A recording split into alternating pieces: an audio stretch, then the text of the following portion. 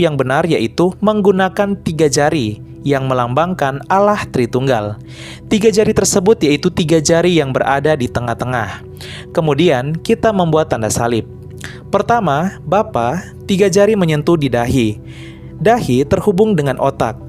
Otak merupakan susunan syaraf pusat, pusat segalanya tempat kita berpikir, berimajinasi, dan merencanakan.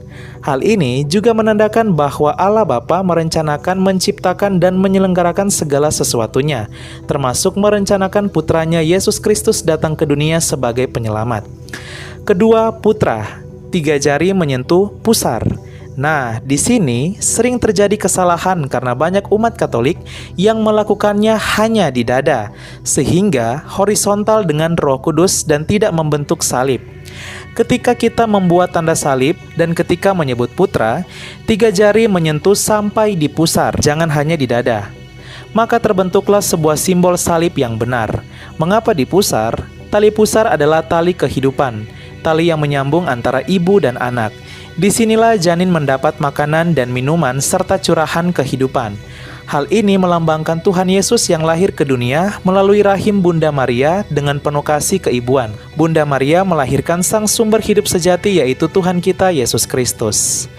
Ketiga, Roh Kudus. Nah, 3 jari menyentuh bahu kiri dan kanan, tak hanya bahu kiri saja, menandakan Roh Kudus yang memurnikan dan membimbing manusia.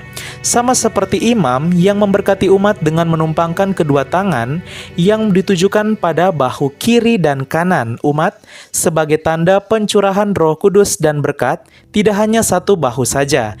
Jadi yang benar, Roh Kudus tak hanya kiri, tapi kiri dan kanan. Kemudian yang terakhir, amin. Untuk gerakan amin, umat boleh menambahkan sesuai keinginan. Beberapa di antaranya, amin tanpa gerakan, hanya ucapan. Amin sambil menaruh tangan kanan di hati. Amin sambil mencium jari seperti yang dilakukan para pesepak bola. Atau amin sambil mengatupkan tangan. Sehingga yang benar yaitu dalam nama Bapa di dahi, dan Putra di pusar, dan Roh Kudus di bahu kiri dan kanan.